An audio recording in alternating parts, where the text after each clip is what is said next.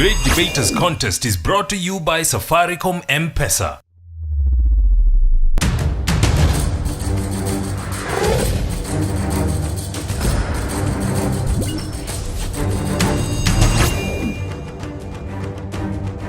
The name, the Great Debaters Contest, is synonymous with great debate. Welcome to the Nakuru edition of the show. I am Mariam Bishar. And I am Austin Yambok. Our motion today is national examinations are a poor method of testing and should be abolished. We have Anester Victory and Anester Precious. Who will be the victor?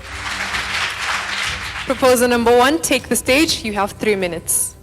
What is the purpose of examination? Are we to benefit or lose? My name is Keith Baranga, loud and proud from Anester Victory Boys, here to propose a motion that says national examinations are a poor mode of testing and should be abolished. First, I'd like to define the terms used in the motion.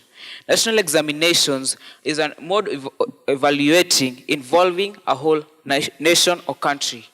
A poor mode of testing means that it is not satisfactory and should be abolished, means that it should be officially erased. My first point bases on the fact that elitism, which is a mode of organizing a system such that only a certain number of people, the elite, may gain from it. This is made more subtle through the use of examinations. Success these examinations means life or death. Take, for instance, people living in rural areas and someone living in an urban area. A person from a poor family has the advantage of going to school. He is the main dependence of his parents. His parents are the ones his parents pay his school fees. When this child fails in these examinations are determine his future. When he fails in this, the hopes of his parents are dashed, and so are his dreams, which are also crushed. My other point is that the comparison between schools on the use of examination scores does not factor out the use on the physical or social conditions that a school operates. Take the factor that in a school there are poor facilities, in another one there are good facilities. In one school, the poor facilities are not suitable enough for the school to perform properly, and so this lowers its performance. Yet you have another school which has all the facilities, yet it performs properly. All of these which are funded by the government. I say this because the government may own both schools, yes, but it funds more money to this school which performs better, yet forgetting the poor performing school. Now, this reduces the morale of this poor performing school such that it has no ability to raise itself up to get to this school high up there, which is being funded by the government over and over again as it increases its performance, forgetting about this school down here. Another point is that public primary and secondary education is utilized by the poor families.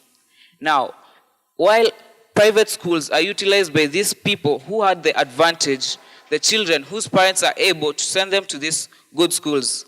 Now, when you have a poor family trying to survive through the free primary and secondary education, that is their only hope. Yet, this free primary and secondary education are not well stocked to accommodate these poor families. Yet, these poor families come in large numbers to try and benefit from this. Thank you. Opposition, time for your opening remarks. You have 3 minutes. A great inspirator, Napoleon Hill, once said, "A positive mind a positive mind finds a way it can be done, whereas a negative mind looks for all the ways that it cannot be done." Opposing the motion that says national examinations are a poor mode of testing and should be abolished is Lynn Mumbi Gashoka from Anester Precious. Why do we need to abolish these national examinations? What is your purpose? If I stand here today, or the Minister of Education today come here and ask all of us, why do we need to abolish these exams? Most of us will say, I fear those exams. Why? Because they give me the goosebumps, maybe because if I do fail in these exams, I have no life next. Most of us will say, I'm afraid of doing exams. Exams all set us in fires. But why do we need to abolish tests? Yet, national examinations are just available methods of testing us of how much we know. Get that right, how much we know. not setting us into a fire or a place or a pulpit of doom, but it's just testing us how much our brain has acquired over these 8 years as for KCPE, it's 4 years as for high school, and it's 4 years as for university. We have KCPE, KCSE, CASNEP, amongst other examinations that are tested. So when you say you remove these national examinations, it kind of sets you into a mold and asks you, if you do remove these national examinations, how am I going to know your ability as a student? How am I going to know your ability if I want to employ you into my certain company? How am I going to know that you're qualified to be a doctor, to be an engineer, to be a teacher, to be anything? We all need this education, but we all get this education, but as well we need to be tested so that we can know our wrongs and set our corrects. By reading books and taking these exams, just normal exams, get you that, we are going to have a very stiff competition. This competition creates us in a healthy environment because the world of today is the world of competing against each other. Because we live in an environment where each and every one of us wants the best for ourselves and our future that's at stake. So if we do set and say, let's remove national examinations and promote individual tests, we're going to create and enhance corruption. Yet this country specifically is in its toes to fight fight corruption at a high stake. Yet we want to say, let's promote individual tests per schools, where it's going just to be this school against the students, against themselves, and not be tested national-wide.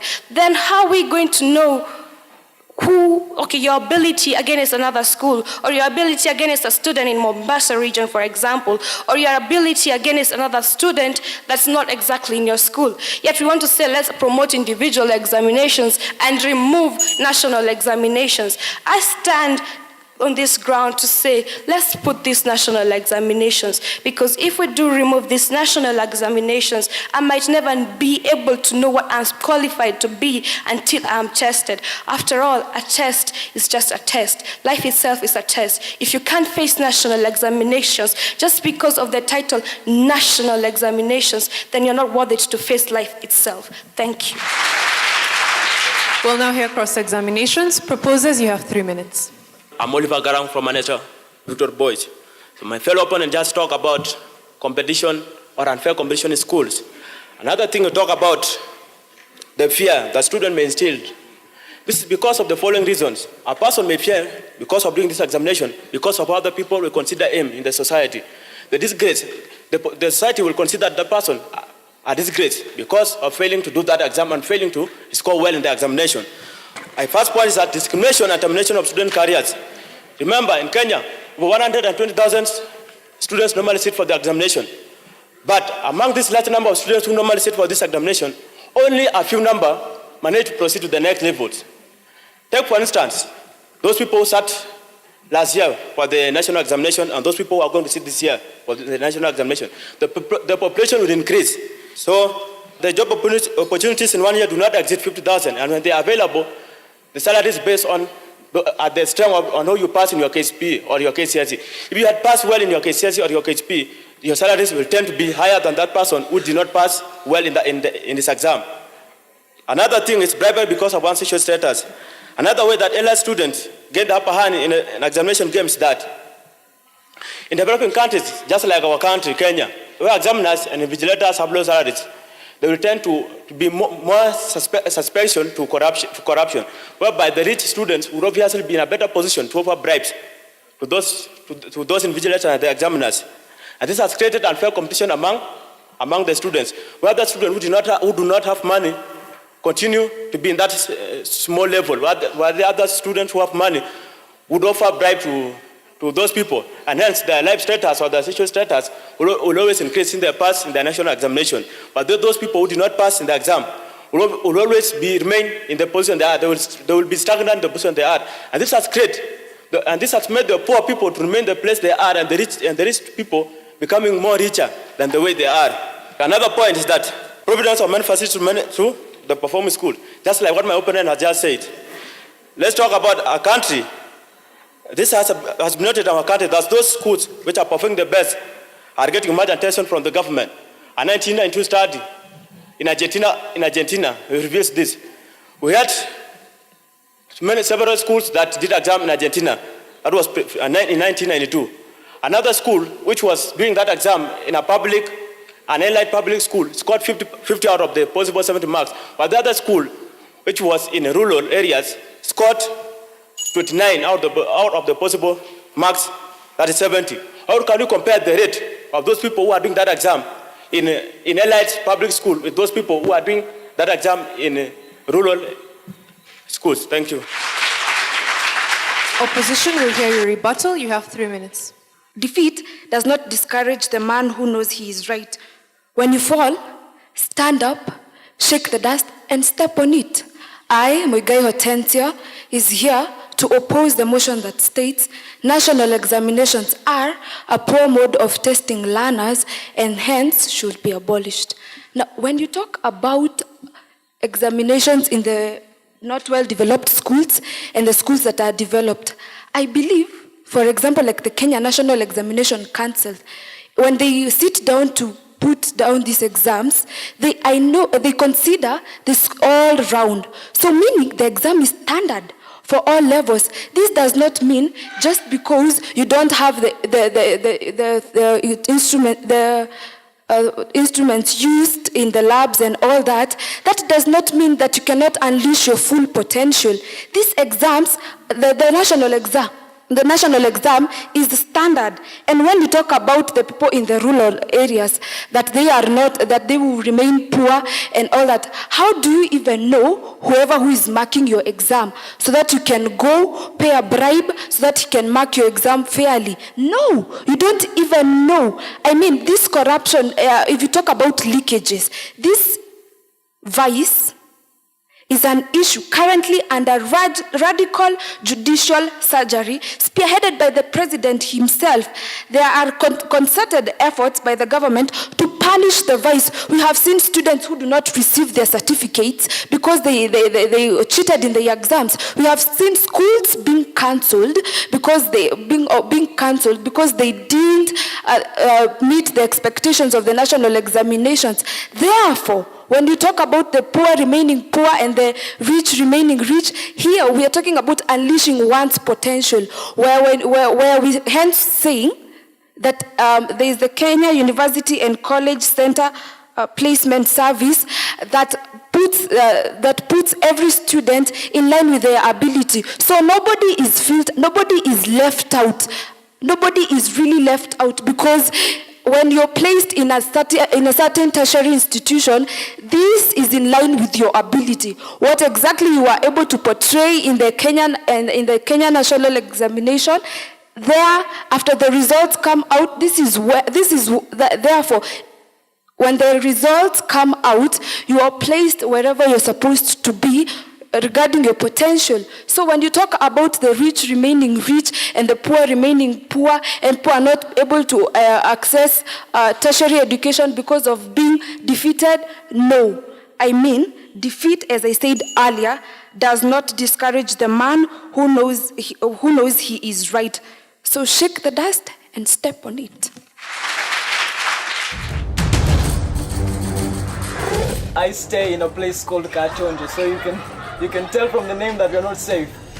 When I'm going home at night, I usually deposit my money using M-Pesa so that, I can travel free and I can travel safe, knowing that my money is somewhere safe. Take part in the M Challenge by sending your short song, rap or poem about Safaricom M-Pesa on WhatsApp, and you could win 1,000 shillings in Safaricom airtime.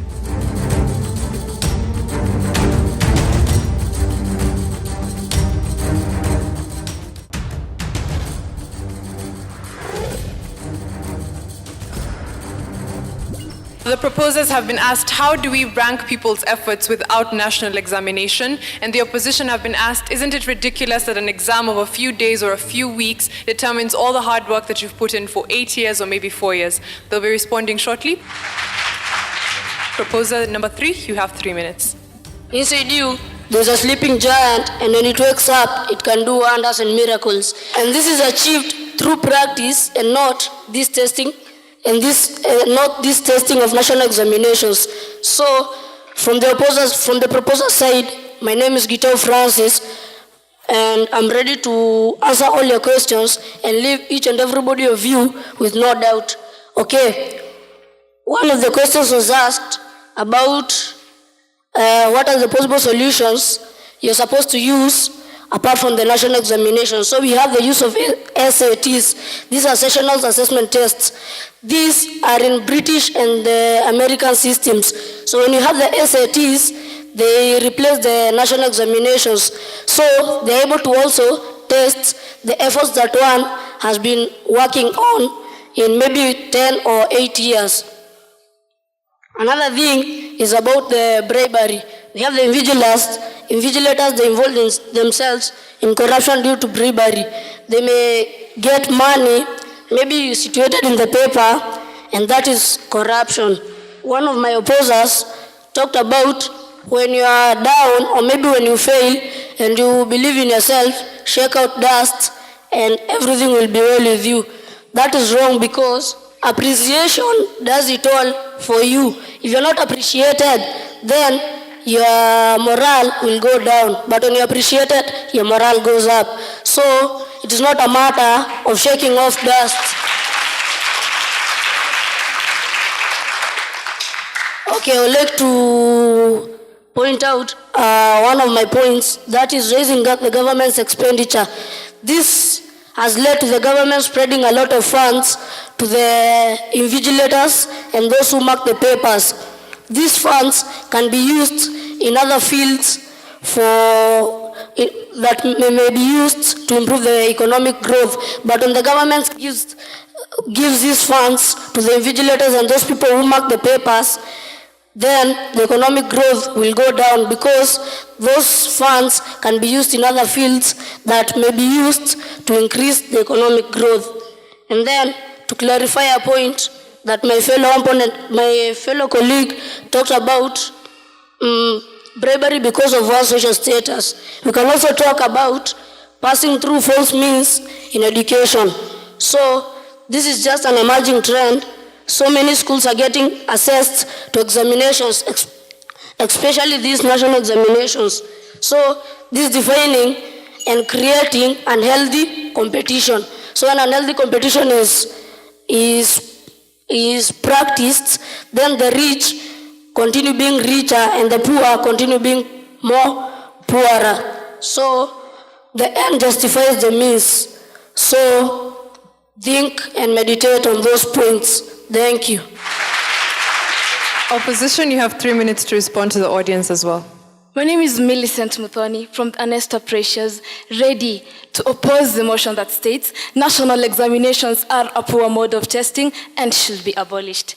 And to respond to your question, you call it ridiculous, but don't you think it's an advantage that you're given 3 days only to sit for the examination while you're given a whole 8 years to prepare for the examination?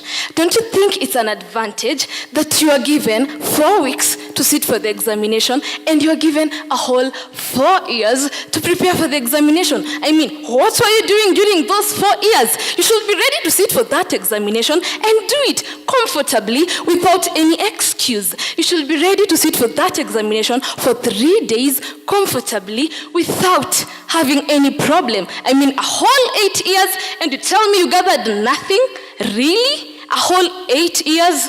Oh no, I don't think in the first place you should call that ridiculous. It is very, very fair. Now, on to my first point. National examinations are a selection mechanism tool that tests the relevance of content taught and students' mastery of the skills and curriculum. So the national examinations, when they come in at this stage and time, they test. That is when we are able to know these people are able to go to the secondary education, and we know that these people are able to join national universities or public universities, for instance. How are we able to know how people are to join national or public universities if we don't test the missing national examinations? How are we able to know the entry points of national universities? And then again, it creates employment. These people who deliver the papers to the students on these specific days, I am sure that they get a lot, or they get money for the work they do. Now, Judge Minor, for example, I believe you were a teacher at some point. Now, what is your main aim? To get the student, apart from equipping the students with basic skills, I believe that you also wanted the students to pass the examinations at some point, the KCSE level, right? Now, when you prepare the students, they go to the secondary schools. And when they go to secondary schools, they are prepared with national examinations, KCSE at this stage, and they are received by Judge Anne in the universities as a lecturer. So how is she able to know the kind of students that she will get in her curriculum? How will we get the students that are going to get into Judge Anne's hand and be taught by her? How are we to know that they are able to fit into that curriculum properly if we don't test them? How are we to know? You know, my opponents are just telling me it is not a good method, but I need to know, really, if we abolish national examinations, what are we taking next? Because I don't see any other suitable method. Thank you.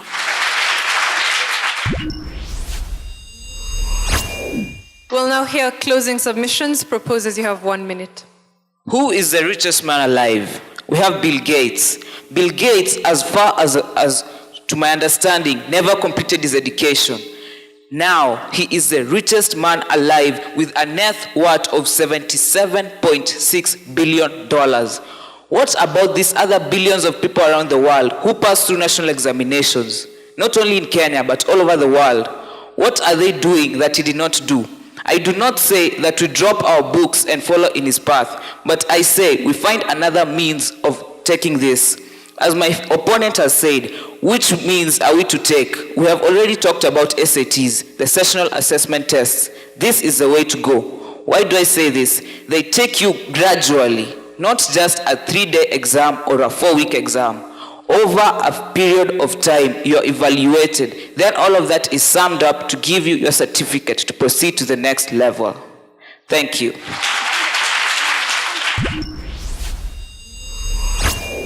Opposition, you also have 1 minute for your final remarks. Courage is the resistance of fear. It's the mystery of fear, not the absence of fear, said one great man, Napoleon Hill. Well, you want to remove national examinations. You want to continue with continuous assessment tests in your school. But I say you are afraid. This is an act of cowardice, simply because you're just afraid that these national examinations will limit you.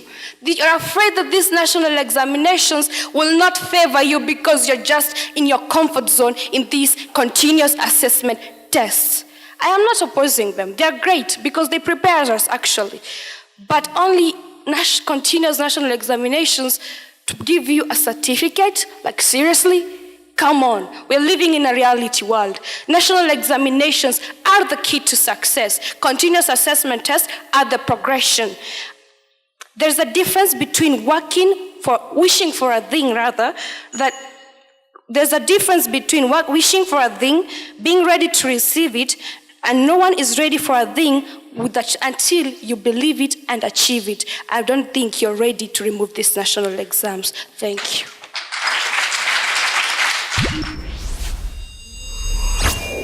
The Anester Victory Boys, what other options exist then if this is a poor mode? Is it the continuous assessment test like we see in the universities as someone proceeds on?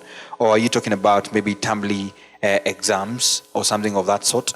Are there other ways of testing students with other abilities as well, as we wanted that to come out as well? And the other question would be, are there other examples that exist, or many other nations maybe that have such and exist, or other levels of education where such is done?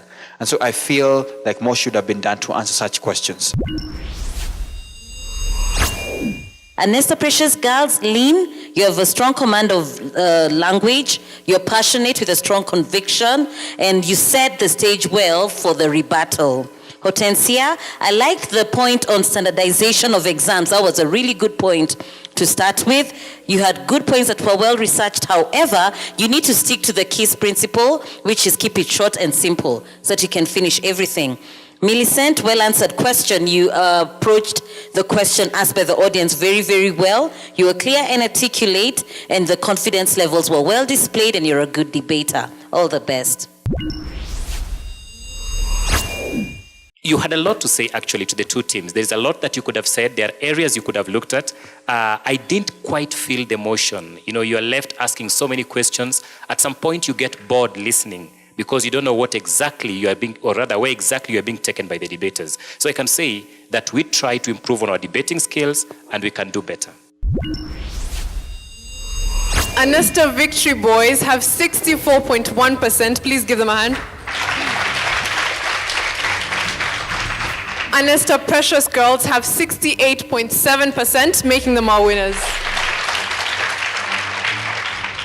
Congratulations to the two teams for such a good effort. We send our gratitude to Safaricom M-Pesa and KBC Channel 1 and urge members of the audience and our viewers back home, please follow us on Twitter at Great Debaters EA and all our other social media platforms. I am Austin Nyambok. And I am Mariam Bishar. We'll see you next time.